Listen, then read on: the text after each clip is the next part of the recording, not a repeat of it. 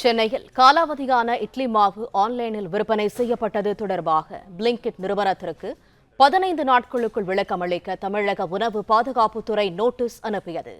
கூடுதல் தகவல்களை தருகிறார் செய்தியாளர் முனாஃப். முழு விவரங்கள் என்ன முனாஃப்?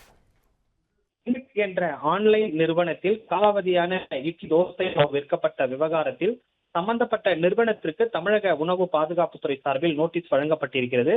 5 நாட்களுக்குள் இந்த நோட்டீஸிற்கு விளக்கம் அளிக்கவும் உணவு பாதுகாப்புத்துறை சார்பில் உத்தரவு வழங்கப்பட்டது. மேலும் காலாவதியான பொருட்களை நிறுவனத்திற்கு 2000 ரூபாய் விற்கப்பட்டதாக தமிழக உணவு பாதுகாப்புத்துறை சார்பில் தெரிவிக்கப்படுகிறது.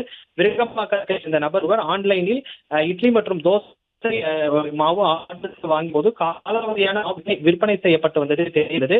உடனடியாக சம்பந்தப்பட்ட நபர் உணவு பாதுகாப்புத்துறை அதிகாரிகளுக்கு ரகசிய தகவல் கொடுத்தார். தகவலின் அடிப்படையில் ஆய்வு மேற்கொண்ட உணவு பாதுகாப்புத்துறை அதிகாரிகள் அந்த பிளிங்கிட் குடோனை ஆய்வு மேற்கொண்ட போது அங்கு காலாவதியான மாவு பாக்கெட்டுகளை விற்பனை செய்ய வந்தது தெரிய வந்தது. உடனடியாக பறிமுதல் செய்த உணவு பாதுகாப்புத்துறை அதிகாரிகள் காலாவதியான பொருட்களை வைத்ததாக கூறி 1000 ரூபாயும், நிறுவனம் தூய்மையாக பராமரிக்கப்படவில்லை என்று கூறி அதற்கு 1000 ரூபாயும் என 2000 ரூபாய் அபராதம் விதிக்கப்பட்டது. இந்த நிலையில் சம்பந்தப்பட்ட ஆன்லைன் பிளிங்கிட் நிறுவனத்திற்கு தமிழக உணவு பாதுகாப்புத்துறை சார்பில் நோட்டீஸ் வழங்கப்பட்டிருக்கிறது. இதில் காலாவதியான பொருட்கள் உடனுக்குடன் அப்புறப்படுத்த வேண்டும், நிறுவனம் தூய்மையாக பராமரிக்கப்பட வேண்டும் உள்ளிட்ட வழங்கப்பட்டிருக்கிறது. மேலும் 15 நாட்களுக்குள் காலாவதியான பொருட்களை விற்பனை செய்யப்பட்டது குறித்து விளக்கம் அளிக்க வேண்டும் எனவும் உணவு பாதுகாப்புத்துறை சார்பில் உத்தரவானது வழங்கப்பட்டிருக்கிறது.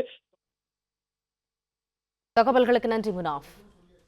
பிளே ஸ்டோர் மற்றும் ஆப் ஸ்டோரில் இருந்து பாலிமர் செயலியை QR கோடு மூலம் பதிவிறக்கம் செய்யுங்கள்.